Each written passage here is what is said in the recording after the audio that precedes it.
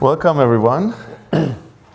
So we're going to talk about a really cool VR experience we created this year for almost feels like last year already.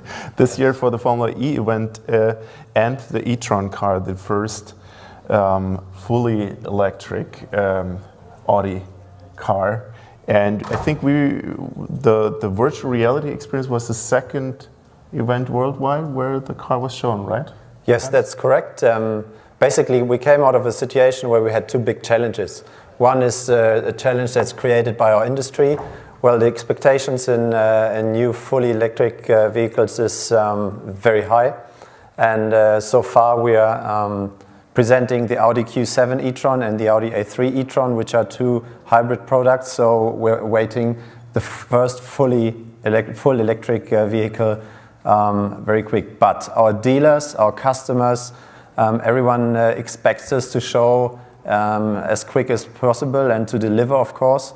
So we had the challenge to basically shortcut this time frame between the Shanghai Motor Show, where we showed the first Audi e-tron Sportback, which is a car that's shown in this VR experience, and basically the time until end of next year, where the first cars will be delivered and available for the dealerships.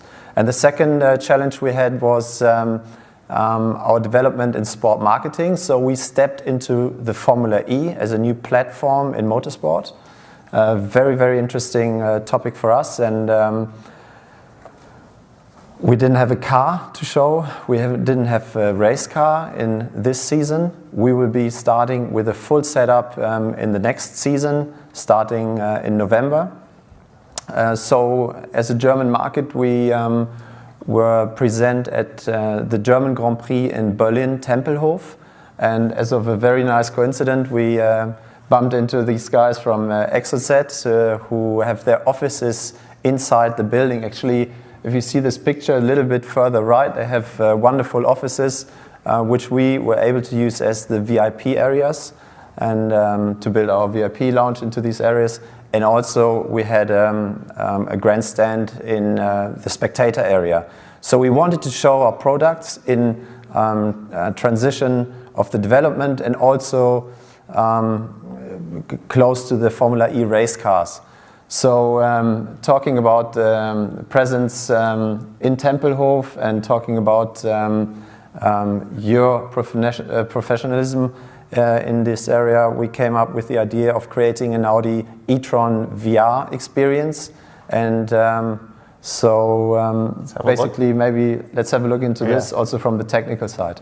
Well, first I wanted to add that it was also a challenge from the VR production side because, and also working generally with a big car manufacturer, you're not the only big client we have, but you also have a lot of experience of marketing and a lot of ideas of what to do, but you don't daily work in virtual reality, but you have so much history in working, for example, creating trailers. So we also had to find a way of communicating and understanding each other and having enough freedom to make something really cool out of it. I think that really paid off for both sides, that Jason, the marketing boss, and you were so open in accepting our ideas. So we brought together Wind, Formula E, and e-tron. Sounds like quite a lot, but I'll show a video of what that looked like at the event.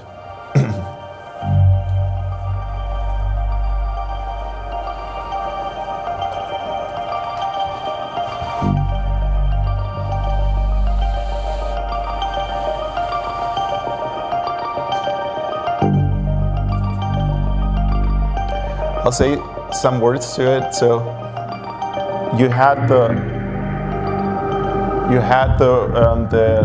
virtual reality headset there, and we have to remember most of the people there at a sport event are first-time users of virtual reality, but we really wanted to make it interactive and exciting.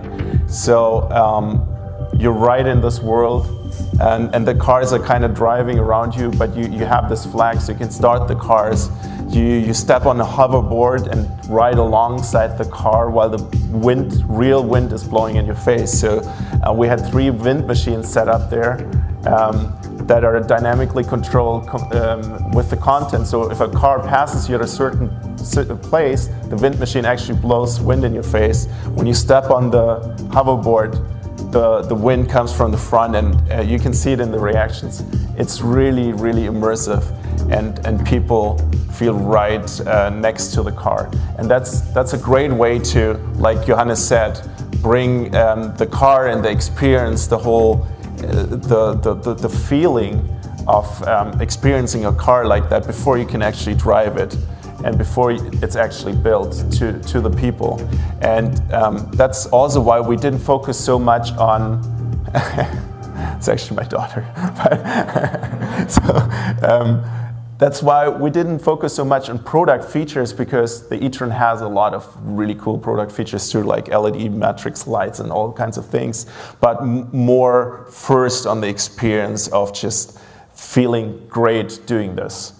And maybe you want to say some about the reactions, how you received it from the audience. Yeah, well, this was really amazing for us. It was the first connection for us as well between, or the first move towards virtual reality in this professional sort of source. We did some concerning winter sports, golfing, sailing, but that was more a low standard production. And this was the first sort of type of virtual reality experience that we could offer to our guests. And it was just amazing. They were, not only because of the wind machines, they were really blown away. It was, I'd say, it was quite amazing to see that about 90% of the people experiencing this never had a VR experience before.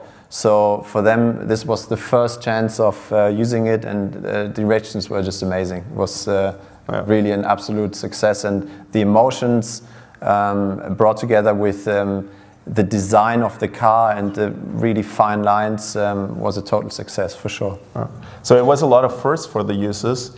It's not just this first effect, but this first effect has a massive impact on the user. Feeling in this different world, riding on a hoverboard, and experiencing the e-tron Sportback that they also never saw before in a really exciting setting. But since it was a sport event and since it was sports marketing, you were also very keen on really maxing it out without overdoing it, like really bring action to the people. And the more experienced VR people in here probably know that there is something called simulator sickness. You can't, if you're moving the person not in the way that he's actually moving themselves in the physical world, you can get sick. And we did everything to avoid that. So no one in this experience will get sick. There is some that are afraid of heights. That could be a problem here, but that's why we asked them before. And we have this special scene in there, and it's super exciting when you, and that wasn't in the trailer before, but there's one moment when you're standing on the hoverboard and then you're actually jumping in the air, seeing the car from top. And that's not just to make it exciting, but also to give different perspectives on the car without moving the person too much. So you're mostly going straight and the car goes around you, so you can see the car from all sides while wind is blowing in your face. It's really, really amazing. And we have, can you play the video? We have tons of reactions like that. This should be a video too. Okay, you see him in this video, and he's just really spreading out like he's flying, and everyone, almost everyone, comes out of this with a smile on their face. And you see this person standing behind him, because we knew when we do that and we give them so much action, we shouldn't overdo it. And there's still, because of the jump, some people might fall over. And so we always have to have someone behind it. And we also figured out it's mostly happening to the people that are actually skaters, because they know what to do in a situation like that. Going up a ramp, they have to use their muscles to even out the forces. And then they try to do the same thing in VR, and then they fall back because, of course, the forces aren't present. But this is really limited to some people, so we always have someone standing there. That it is a safe experience. But it was also Jason pushing us to really go to the limit. And I'm glad we did it because it just gave this extra highlight to this presentation. As you can maybe imagine, we were really excited to blow this up for the first time, and I was very keen on getting a lot of action involved. I wanted the people to have something really thrilling them. But Markus, as an experienced part of this game, he said, just take it easy. Sorry, Thomas. Just take it easy and make sure the people is going to feel comfortable.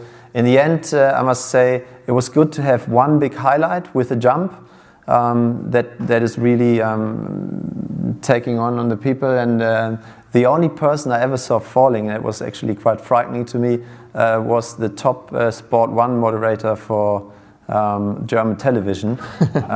He was actually doing it was live on, not live actually, but it was on television, and he was falling bad. We had someone to hold him, but he was really freaking out. So you have to be aware of these things, and you shouldn't overdo it, because you want to give the people excitement, but you also don't want them to walk away and 15 minutes later think, oh, Audi got me so sick. You don't want that, so you have to prevent that at all costs, but you still want to give them excitement. That's why you need experience and working in things like that. And so for you at Audi, how much impact had it? How many events did you show it to, and did it really work out in the way you thought it would? Well, the first go was, as I said, on the Formula E Grand Prix event in Berlin, but that was the first trials, and we got so many positive reactions that we have other events that very much are focused on e-tron, Audi e-tron as well. So we use it now, for example, at Kiel Week. We use it at the Audi Quattro Cup, which is a golf tournament worldwide, and we use it in more than 10 occasions at the moment, and went through more than 9,000 people so far, which is for one single source that's pretty cool. VR experience is really a lot. By the way, everyone who wants to experience it is more than welcome to use it also in Berlin at Kudamm in the Audi City Berlin. We have a whole setup ready to be used and to be experienced, so you're more than welcome to use that. Yeah.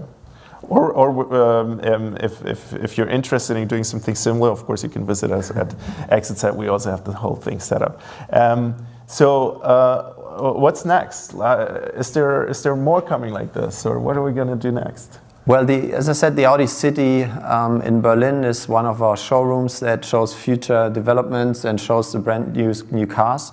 And we are, till the end of the year, we're delivering more than 400 VR setups to all our German dealerships, offering the dealerships to use the VR experiences that we are producing. Of course, not only in sport marketing, but very product focused.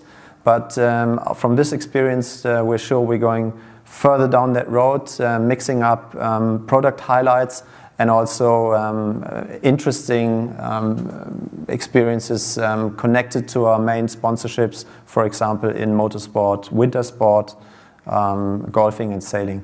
Yeah. Okay. Then I hope that was interesting enough. We only have 15 minutes. I could talk all day about this. But we want to open it up for questions. So if anyone has a question or one or two questions, we're glad to answer.